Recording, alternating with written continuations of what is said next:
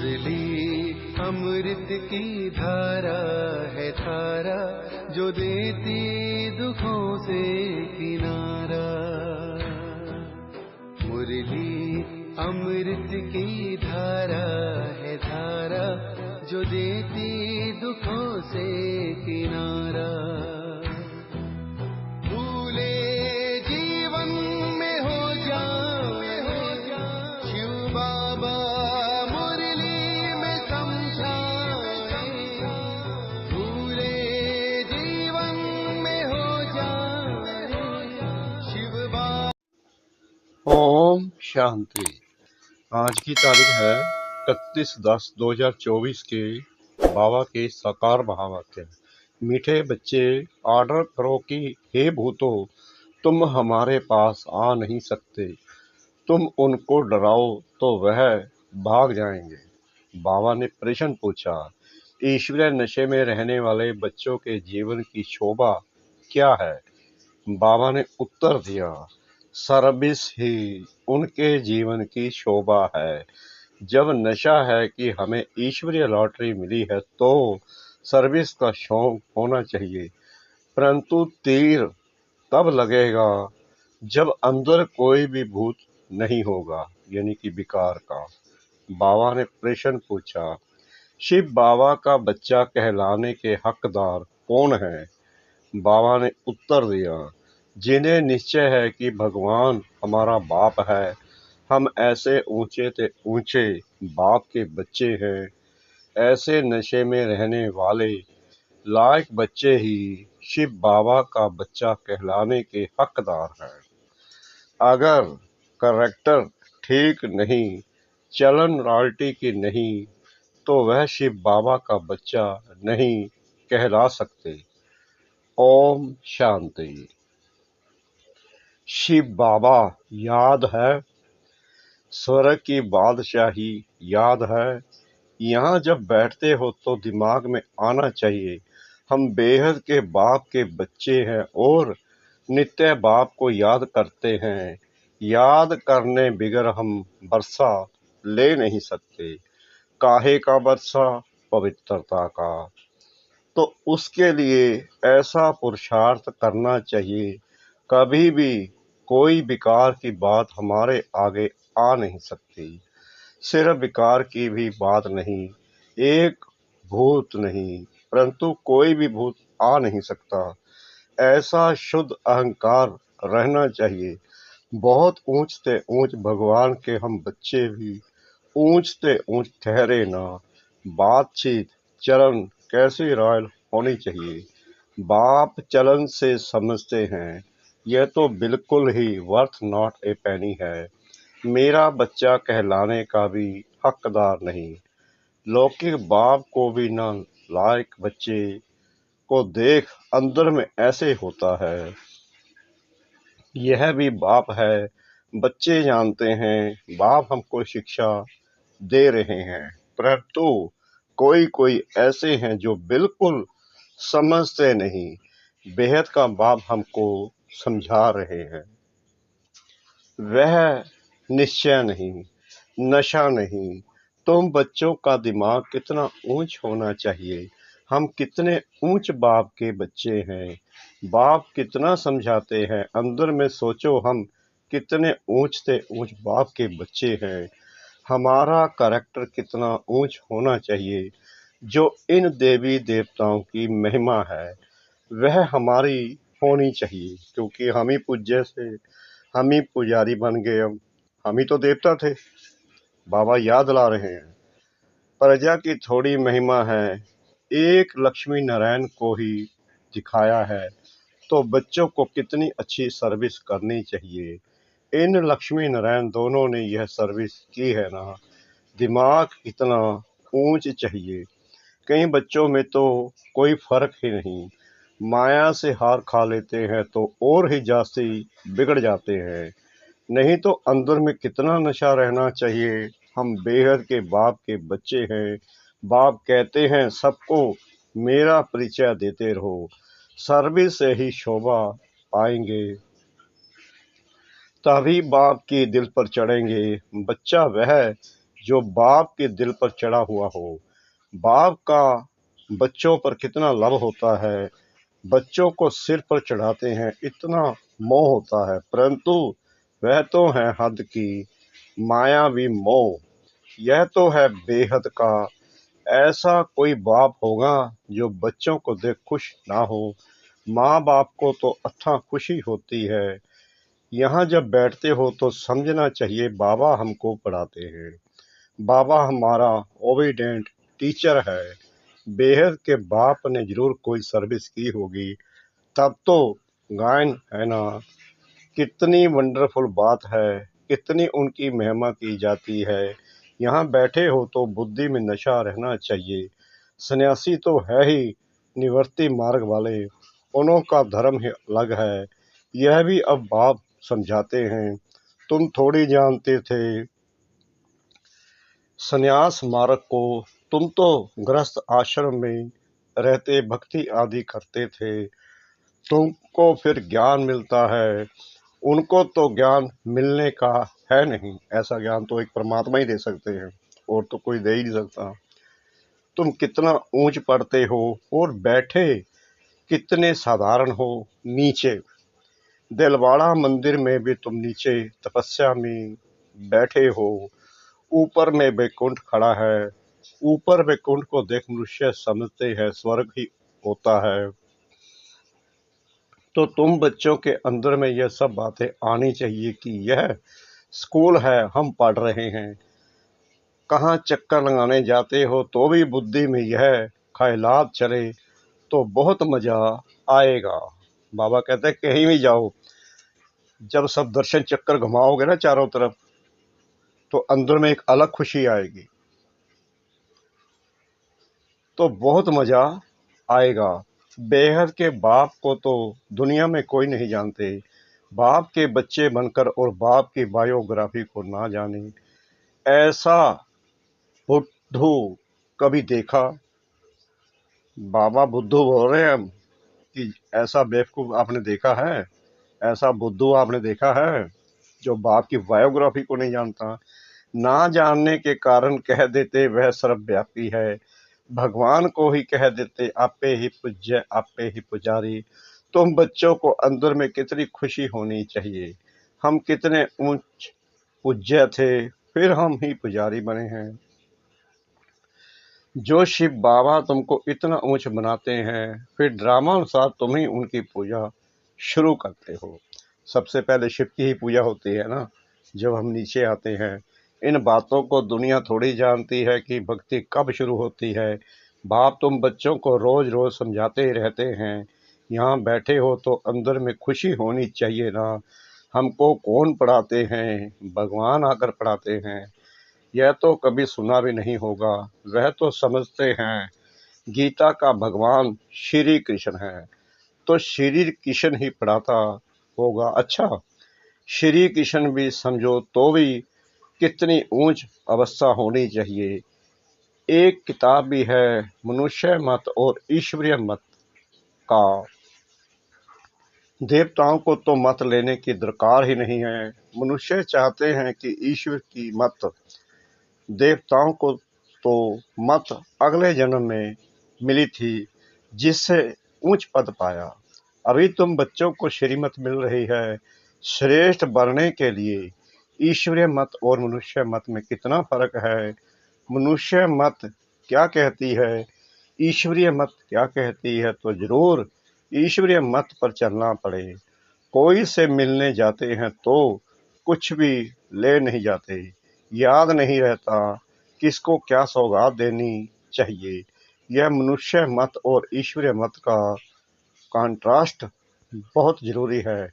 तो मनुष्य थे तो असुरी मत थी, और अभी ईश्वरीय मत मिलती है। उनमें कितना फर्क है। यह शास्त्र आदि सब मनुष्यों के ही बनाए हुए हैं। बाप कोई शास्त्र पढ़कर आते हैं क्या? बाप पूछ रहे हैं मैं कोई शास्त्र पढ़कर आता हूँ? बाप कहते हैं मैं कोई बाप का बच्चा हूँ क्या? मैं कोई गुरु का शिष्य हूँ क्या, जिससे सीखा हूँ? तो यह भी सब बातें समझानी चाहिए। वह यह जानते हैं कि बंदर बुद्धि हैं, परंतु मंदिर लायक बनने वाले भी हैं ना। ऐसे बहुत मनुष्य मत पर चलते हैं, फिर तुम सुनाते हो कि हम ईश्वरीय मत पर क्या बनते हैं। वह हमको पढ़ाते हैं भगवानुवाच, हम उनसे पढ़ने जाते हैं। हम रोज 1 घंटा पौना घंटा जाते हैं। क्लास में जाते टाइम भी लेना नहीं चाहिए। याद की यात्रा तो चलते फिरते हो सकती है। ज्ञान और योग दोनों ही बहुत सहज हैं। अलफ का है ही एक अक्षर। भक्ति मार्ग के तो ढेर शास्त्र हैं। इकट्ठा करो तो सारा घर शास्त्रों से भर जाए। कितना इन पर खर्चा हुआ होगा। अब बाप तो बहुत सहज बताते हैं, सिर्फ बाप को याद करो तो बाप का बरसा है ही स्वर्ग की बादशाही। तुम विश्व के मालिक थे ना, भारत हैविन था ना, क्या तुम भूल गए हो। हर 5 वर्ष बाद आते हैं पढ़ाने, बेहद के बाप का बरसा जरूर स्वर्ग नई दुनिया का होगा ना। यह तो बिल्कुल सिंपल बात है। लाखों वर्ष कह देने से बुद्धि को जैसे ताला लग गया है, ताला खुलता ही नहीं। ऐसा ताला लगा हुआ है जो इतनी सहज बात भी समझते नहीं हैं। बाप समझाते हैं एक ही बात बस है, जास्ती कुछ भी पढ़ाना नहीं चाहिए। यहाँ तुम 1 सेकंड में किसको भी स्वर्ग की बादशाही बना सकते हो। परंतु यह स्कूल है, इसलिए तुम्हारी पढ़ाई चलती रहती है। ज्ञान सागर बाप तुम्हें ज्ञान तो इतना देते हैं जो सागर का स्याही बनाओ। सारा जंगल कलम बनाओ तो भी अंत नहीं हो सकता, इतना ज्ञान है। ज्ञान को धारण करते कितना समय हुआ है। भक्ति को तो आधा कल्प हुआ है। ज्ञान तो तुमको एक ही जन्म में मिलता है। बाप तुमको पढ़ा रहे हैं नई दुनिया के लिए। उस जिस्मानी स्कूल में तो तुम कितना समय पढ़ते हो। 5 वर्ष से लेकर 20-22 वर्ष तक पढ़ते रहते हो। कमाई थोड़ी और खर्चा बहुत करेंगे तो घाटा पड़ जाएगा ना। बाप कितना सॉल्वेंट बनाते हैं, फिर इनसॉल्वेंट बन जाते हैं। अभी भारत का हाल देखो क्या है। फलक से समझाना चाहिए, माताओं को खड़ा होना चाहिए। तुम्हारा ही गायन है वंदे मातरम। माता का गान, माताओं का ज्ञान है ना। बाबा कहते हैं माताओं का गायन है ना वंदे मातरम। धरती को वंदे मातरम नहीं कहा जाता है, वंदे मातरम मनुष्य को किया जाता है। बच्चे जो बंधन मुक्त हैं वही यह सर्विस करते हैं। वह भी जैसे कल पहले बंधन मुक्त हुए थे वैसे होते रहते हैं। अब लाओ पर कितने अत्याचार होते हैं, जानते हैं। हमको बाप मिला है तो समझते हैं बस, अब तो बाप की सर्विस करनी है। बंधन है ऐसे कहने वाले रीढ़ बकरियां हैं। गवर्नमेंट कभी कह ना सके कि तुम ईश्वरीय सर्विस ना करो, गवर्नमेंट तो कह ही नहीं सकती। बात करने की हिम्मत चाहिए ना। जिसमें ज्ञान है वह तो इतने में सहज बंधन मुक्त हो सकते हैं। जज को भी समझा सकते हैं। हम रूहानी सेवा करना चाहते हैं, रूहानी बाप हमको पढ़ा रहे हैं। क्रिश्चियन लोग फिर भी कहते हैं लिबरेट करो, गाइड बनो। भारतवासियों से फिर भी उनकी समझ अच्छी है। तुम बच्चों में जो अच्छे समझदार हैं उनको सर्विस का बहुत शौक रहता है। समझते हैं ईश्वरीय सर्विस से बहुत लॉटरी मिलती है। कई तो लॉटरी आदि को समझते ही नहीं। वहां भी जाकर दास दासियां बनेंगे। दिल में समझते हैं अच्छा दासी ही सही। कई बच्चे कहते हैं चलो जाएंगे तो ना स्वर्ग में, चाहे दासी ही बन जाएं, चंडाल ही सही। स्वर्ग में तो होंगे ना। उन्हों की चलन भी ऐसे देखने में आती है। तुम समझते हो बेहद का बाप हमको समझा रहे हैं। यह दादा भी समझाते हैं। बाप इन द्वारा बच्चों को पढ़ा रहे हैं। कोई तो इतना भी समझते नहीं। यहाँ से बाहर निकले खलास, यहाँ पर बैठे भी जैसे कुछ समझते नहीं। बुद्धि बाहर भटकती धक्का खाती रहती है। एक भी भूत निकलता नहीं है। पढ़ाने वाला कौन और बनते क्या हैं? साहूकारों के भी दासियां बनेंगे ना। अभी भी साहूकारों के पास कितने नौकर चाकर रहते हैं। सर्विस पर तो एकदम उड़ना चाहिए। तुम बच्चे शांति स्थापन अर्थ निमित्त बने हो। विश्व में सुख शांति स्थापन कर रहे हो। प्रैक्टिकल में तुम जानते हो हम श्रीमत पर स्थापन कर रहे हैं। इसमें अशांति कोई होनी नहीं चाहिए।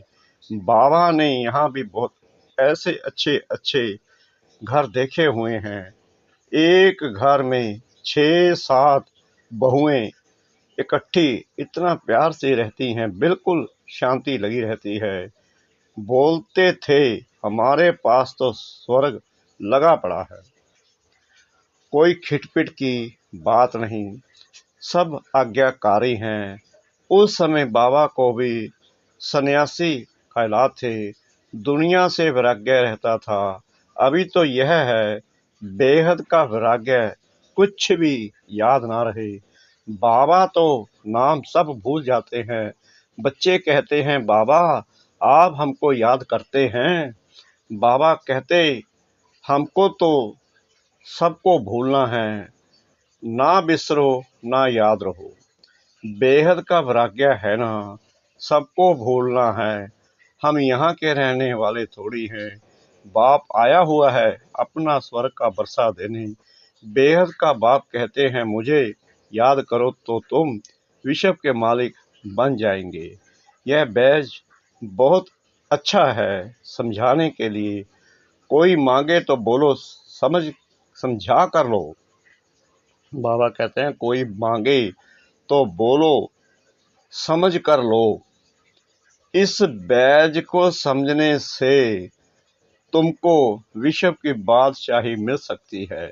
शिव बाबा इस ब्रह्मा द्वारा डायरेक्शन देते हैं मुझे याद करो तो तुम यह बनेंगे।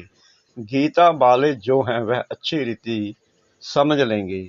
जो देवता धर्म के होंगे, कोई कोई प्रश्न पूछते हैं देवताएं गिरते क्यों हैं? अरे यह चक्कर फिरता रहता है, क्योंकि बाबा ने शुरू में ही समझा दिया।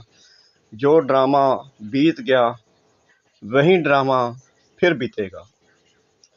पुनर्जन्म लेते लेते नीचे तो उतरेंगे ना। चक्कर तो फिरना ही है। हर एक के दिल में यह आता जरूर है हम सर्विस क्यों नहीं कर सकते हैं। जरूर मेरे में कोई खामी है। माया के भूतों ने नाक से पकड़ा हुआ है। अब तुम बच्चे समझते हो हमको अब घर जाना है, फिर नई दुनिया में आकर राज्य करेंगे। तुम मुसाफिर हो ना, दूर देश से यहाँ आकर पाठ बजाते हो।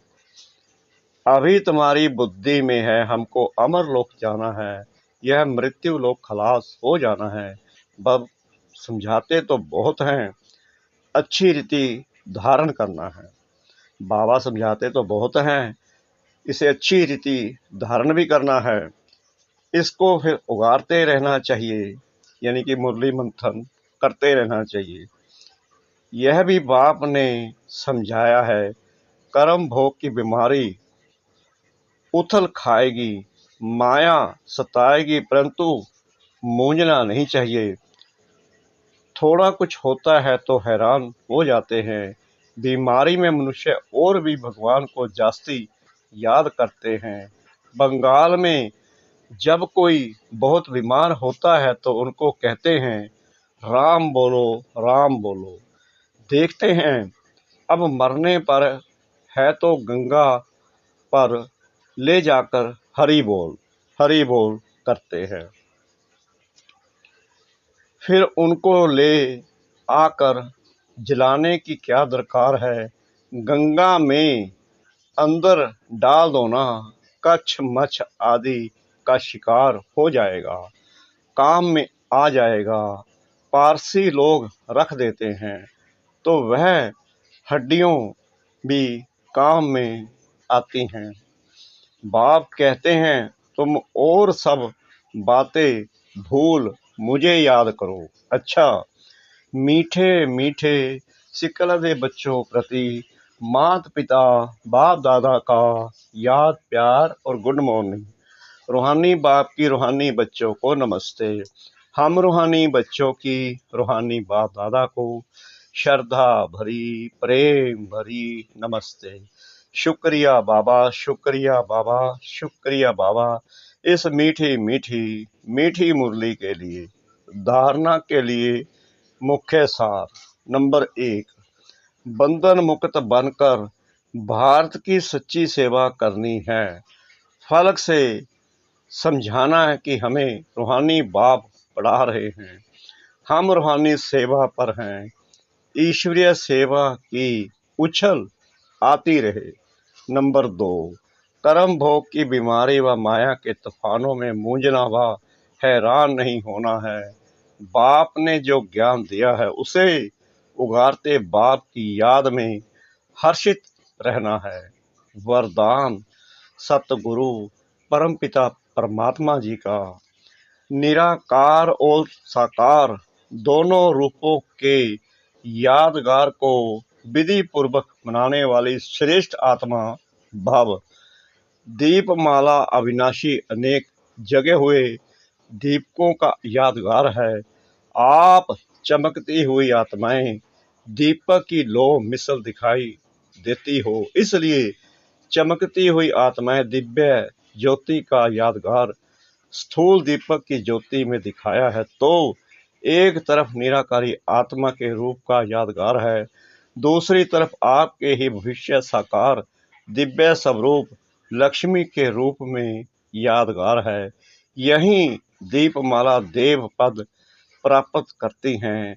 तो आप श्रेष्ठ आत्माएं अपना यादगार स्वयं ही बना रहे हो। स्लोगन, नेगेटिव को पॉजिटिव में चेंज करने के लिए अपनी भावनाओं को शुभ और बेहद की बनाओ।